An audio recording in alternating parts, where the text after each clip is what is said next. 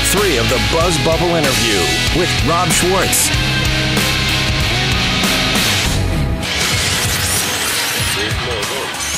You bring up that you can think about different things. How do you create your client teams? Does someone typically stay on a campaign, stick with that for a while, and then move, or do you juggle them around during the process? How are they get constructed, and how often do you shake them up? You know, teams that work on clients are they're subject of their own documentary. You need a combination of consistency and freshness. And we like to have consistency in the leadership, and we like to have connection in the leadership. So a creative director, an account person, and a planner, and a media person. Those 4 people on a brand are the most important. And if we can keep the leadership consistent, then I think you can be very fresh and rotate new brains and new people throughout the process. But you need consistent leadership. I ask this question everywhere I go, but usually the answer is the same. But I'm going to ask it again. Can you be a great agency without working hard, long hours? And again, back to the kids going, advertising looks like fun. Can you be a great agency without working long hours? I mean, not to be cagey, but can you be great at anything without working long hours? I forget who said the quote, but I always like this notion that if somebody says, hey, you're lucky. You know, it's this idea that, well, the harder you work, the luckier you get. And I think you do have to put in the hours, or at least the hours you put in. I think you have to bring the best of yourself to those hours. So I don't know how else to do it. I've never seen it done without a lot of passion, care, and I'll tell you, something I'm noticing, which is kind of interesting, is in terms of recruiting people, and particularly people, young people to the business. I'm finding them on Twitter. So if I don't sleep much. So if I'm up at 5 a.m. and there's somebody who sends me a tweet, and we start having a conversation. They turn out to be a copywriter, and sometimes they're from other parts of the world. I mean, that's how we're meeting people, and I think that has not happened. I couldn't have told you that a year ago. Absolutely not. This whole thing for me started on Twitter. I make so many connections, not in the true sense of the word, but I mean connections in, I'm connected to these people and you're following these people, and then you start to interact. People think of Twitter as this one-way thing, and I actually found Alex on Twitter. He got on Twitter, he got off, and made a connection, like you said. And you're connecting to people that, like you said, there's no other way you probably would have ever run into these people. A little about you, growing up, and influences. How did you get into the business, first of all, and who were your great influences as you were getting into the business and said, I think I want to do that advertising thing? Well, I grew up in New York, and almost all my buddies were going to be lawyers and doctors and finance guys, and and I was thinking, well, I guess so. I mean, I wasn't very good in math, so I didn't know how I was going to make it happen. But a couple of key things happened. I was taking my LSATs, the LSAT. I was at the University of Michigan, and in the middle of the LSAT, and I'd studied for it, but in the middle of it, I don't know what question it was. I don't know. I hate the number 37, so maybe it was that. I just got up and left. I said, I don't want to do this. And that began an odyssey for me. I did this Outward Bound course in Maine for 3 weeks. Woods and sailing, and again, I'm from New York. I wasn't much of a Daniel Boone, but I liked it because I like to work with teams, and I thought, okay, this is something. And then I took a job in publishing at Simon & Schuster, and again in New York, and I had this, like everybody else who wasn't going to be a doctor or lawyer, I was going to write the great American novel. And I think the two big influences there, I would say, was J.D. Salinger, for Catcher in the Rye, and Jay McInerney, Bright Lights, Big City. And I thought, well, I'll write that third trilogy. Turns out James Fry wrote that, but I never wrote that because as I was going to this job, and it wasn't a great job, it was a dead-end job. I remember walking on it must have been on 57th Street, up near Columbus Circle. I saw this billboard, and it was a white billboard, and there was a steer, an actual bull, and it was sleeping upside down. So this went on for 2 weeks, and I have the billboard down there. This went on for 2 weeks, and I became kind of obsessed with it. And I'm like, what the hell is this steer? What the hell is this bull sleeping? And I loved it. I mean, I loved the thinking of it and the challenge.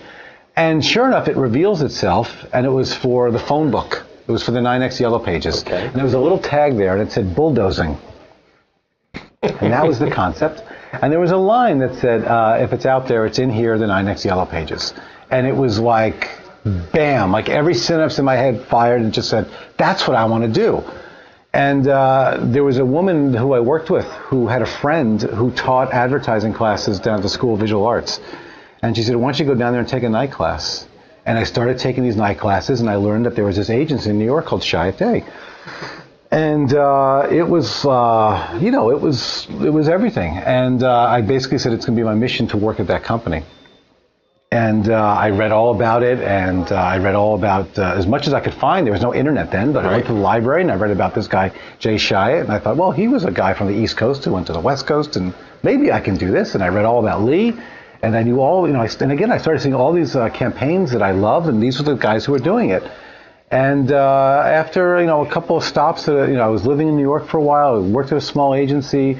I wound up coming out to California, and I was fortunate enough to work at Team One, and I worked on the Lexus business. And after a certain bit of time, I got a call from Chiat, and I remember driving home. It was on a Tuesday night, and the phone rang, and they said, hey, we like your book. Can you come in for an interview?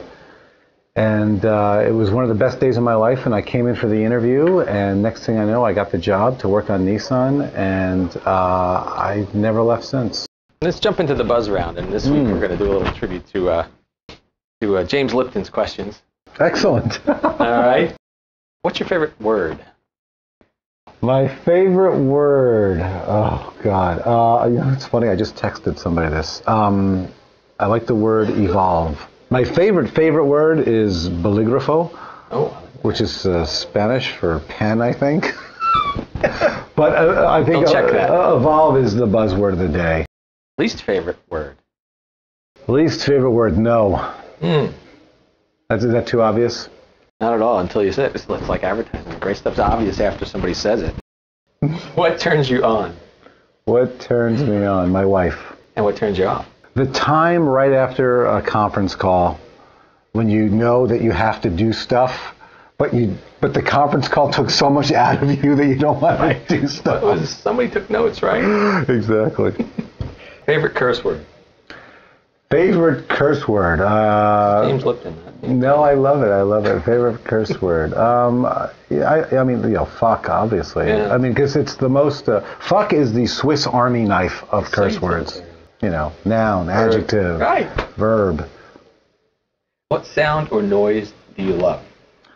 What sound or noise do I love? I love the first bird in the morning. I'm a morning person, so I'm up at about 4:45, 5 o'clock. So that first bird I love, and I love that sound between Keith Richards, Mick Jagger, Bill Wyman, Charlie Watts, and Ronnie Wood, and Mick Taylor for that one shining moment. I mean, when anything off Sticky Fingers, I sort of have to. I just have to go to. What noise do you hate? What noise do I hate? You know what noise I hate? I hate the noise of, this is your captain speaking. The good news is we've arrived 20 minutes early. The bad news is there's no gate. Right. I hate that sound. What profession other than your own would you like to attempt? Oh, I'd like to be a record producer. Okay. I'd like to be a guy, I'd like to know what all those switches are. That's what I did. Really? That's where I came from. I'd like to know all the switches, and I'd like to. Life. And I'd like to tell Jay-Z, you know what?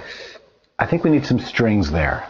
How cool would that be as a collaboration? And then they say no. The least favorite word. What profession would you not like to attempt? I don't think I'd want to do taxes for someone. That seems grim. Be on board with that. If heaven exists, what would you like to hear God say when you arrive at the pearly gates?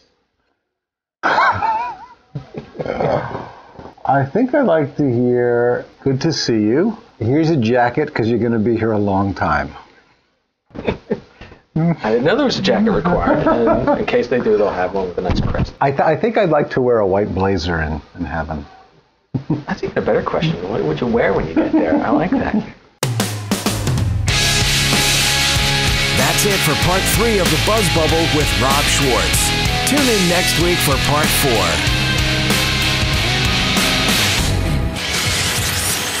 There's no go.